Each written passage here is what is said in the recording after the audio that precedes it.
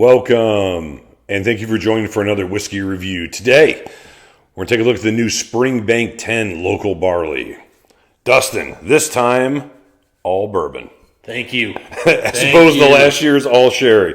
This one comes from the Glen Craig Farms as far as local barley, all bourbon maturation. This one was bottled in December of 2021, 51.6% ABV. And Dustin, this time another 10-year-old. So I know we like to do these local barleys every time. One time there was a 16, one time there was 11, a 9.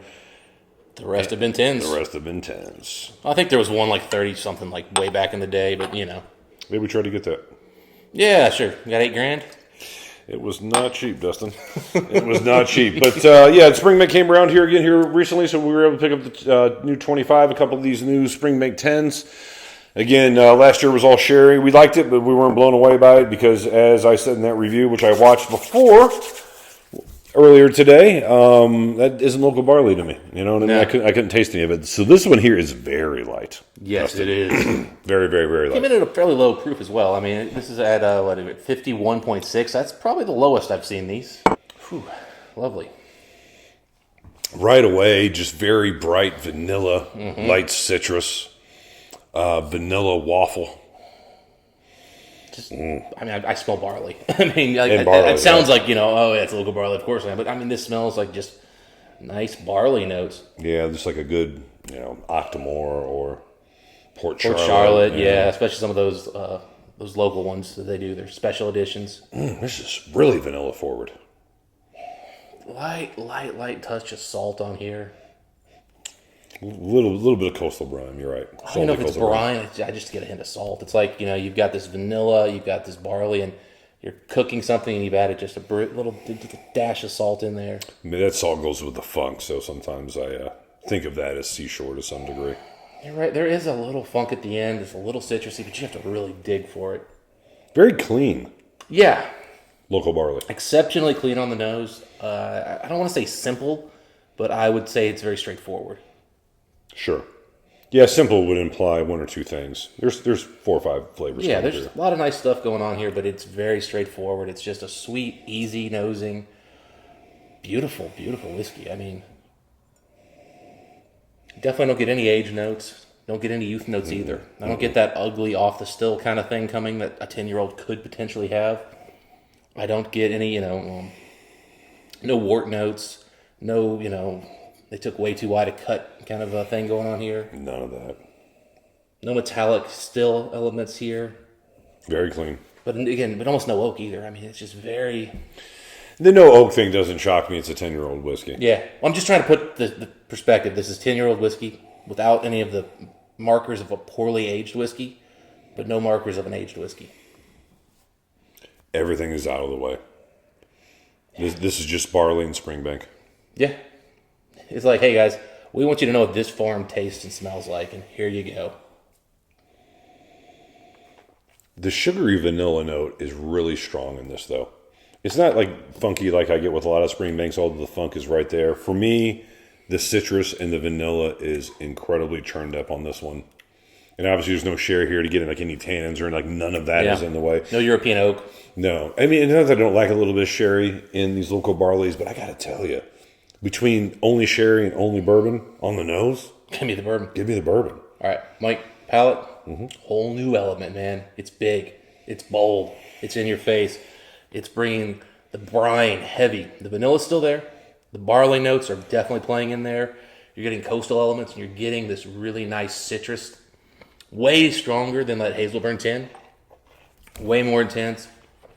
I'm even getting a little bit of peat now here lingering on the back.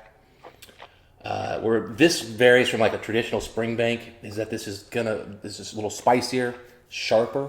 All of the notes here are sharper than a normal Springbank would be. We need to bring them the 12 all bourbon cask strength versus this. Yeah, we do. All the same notes on the nose are here on the palate. It's just in what level? Sharp citrus. Lemon citrus. Yeah. A little bit funky. The citrus, again, is just vibrant and bright, though. This is very much, it feels like you're in the sunshine having this whiskey. The coastal elements there. Earlier, you could have convinced me maybe it wasn't brine on the nose. Definitely brine on the palate. Definitely salt on the palate. I get more of the seashore with this one, but it's still it's a bright, warm day. And just here at the end, vanilla along with that citrus note that really just kind of makes it just a very snappy, sharp, like as you said, local barley. I wonder if you could like do a sugar cone, like if you made the ice cream cone, vanilla, and lemon, and then put some ice cream in there, like vanilla ice cream. I mean, that's kind of what the finish is. Yeah. Yeah, no, it's. I mean, again, it's all the same things. Nose, palate. I mean, it's what you expected. You're right. It is bigger and bolder on the palate, which you would expect with a young whiskey that's over 50% ABV. It definitely doesn't come off light on the ABV on the palate at all. No, it comes off well over 51.6. Oh yeah, it comes off aggressive. But just some of the things I like about young cask strength whiskeys, almost like Lagavulin 12 or something like that. The fact that it may smell a certain way, but man, you're going to get punchy whiskey on the palate for sure. Well, this just jumped out with fruit. That's what I like about these local Lemon barleys, heads. and that's why I like the local barleys young to some degree. Oh, lemon heads. Oh my god, lemon heads and vanilla. Sorry, Mike, I'm interrupting you. No, I'm blown away by I didn't realize it was going to jump that much. Yeah, lemon sour. Yeah. Really steps up. Yeah, you get lemon and lime now. I can see that, yeah. But you were saying something about why you like the local barley and... Oh, I like the local barleys young for the most part. Yeah. Because I like them young and I like them with the majority of it being bourbon cask maturation because that's what this whiskey's supposed to be. I much like Lagavulin 12. I like it bourbon cask heavy maturation, a good ABV, consistent. I like the spirit. Yeah, it's one of the few distillers I like the spirit, so I want to experience it to some degree. Absolutely. You don't have to give me epic casks; just give me solid casks. Yeah, I mean, I like when Springbank experiments with older stuff using some crazy casks. But if you're gonna do a local barley and that's the focus, make sure I can taste the local barley. Make sure I taste the local barley. That was absolutely my knock on last year's heavily sherried one. Oh yeah, that and I just didn't care for those casks. No, just 10-year-old cherry bomb. Yeah, and it was just like fresh. They overcharred the cask, try to get them darker. That was a play to the people who like dark whiskey, Mike. And hey, you know what? There's nothing wrong with that if that's what you like. Hey, you know what? Last year was sherry. This year with the 25 and the 10, it's they're bourbon. Giving everybody what they want. Yep. Just not the same year. Yeah, I like this bourbon, man. It's nice. Yeah, this is just such a nice. This is a summer whiskey. Yeah, vanilla waffle. Yeah. I mean, I'll obviously have this bottle next year because I couldn't get backups for myself. So, and the prices are getting a little rough on these to start just trying to buy 3 and 4. You got a backup for me, though. I appreciate that. I got one for you and one for me. I could get a backup for me, too. I tried getting a bottle for a couple other friends of ours, but, it was one per customer per trip. So, I had to be nice. Oh, man. But, yeah, I mean, beautiful whiskey. Excellent stuff. I've always loved the vanilla in Springbanks, too. I mean, that's something to me that's a special vanilla. It's such a creamy, sugary vanilla. To me, like if you get like an angel food cake that's with a vanilla icing on top, just straight vanilla cake, vanilla icing, the richness of that vanilla is right there. The richness of the icing. It's so spicy and so briny. I mean, Yeah, that's there too. I mean, I think the barley's playing to the spice big time. It is. It's a spicy barley.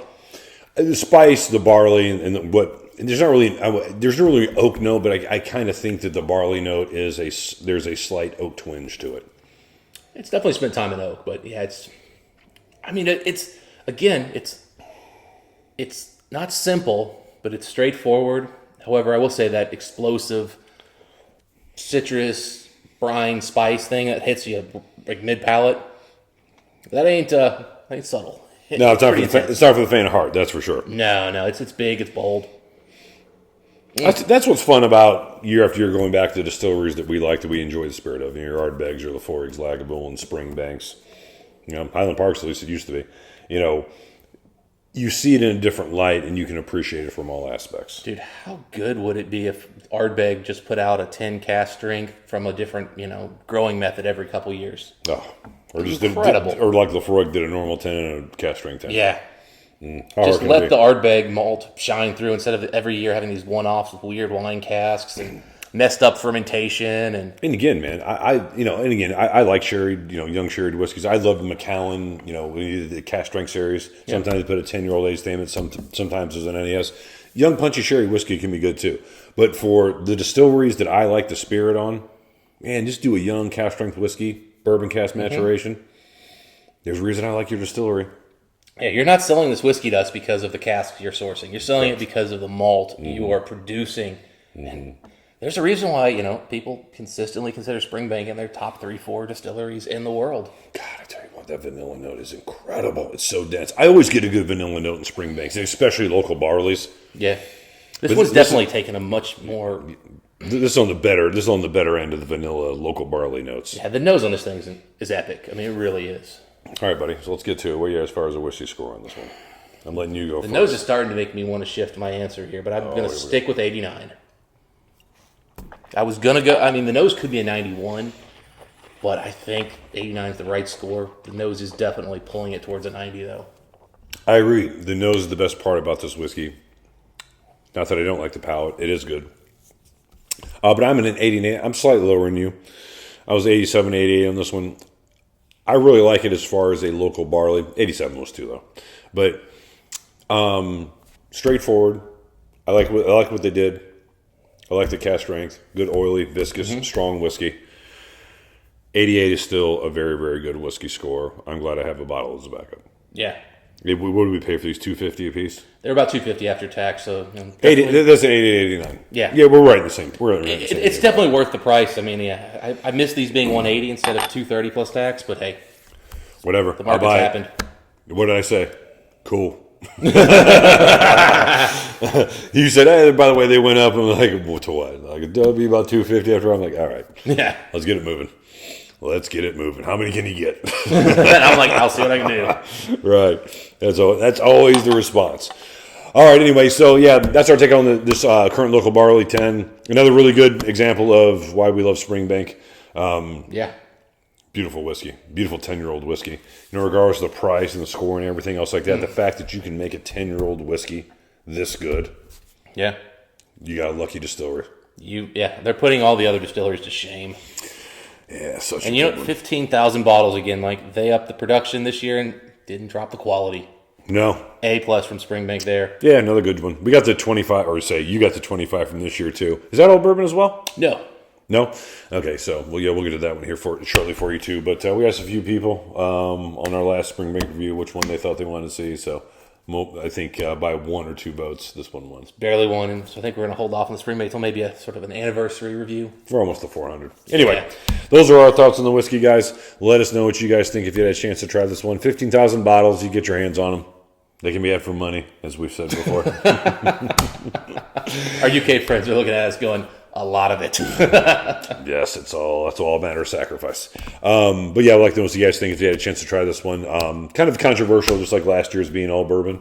Potentially. But I will tell you this. Between the two, I prefer this one over last year's. I mean, you saw my score on last year's. It's not even close. Yeah. Give me this. Yeah, give me the all bourbon. Get out of the way. Anyway, Dustin, until next time, what do we wish the folks? Happy barley drinking. See you then.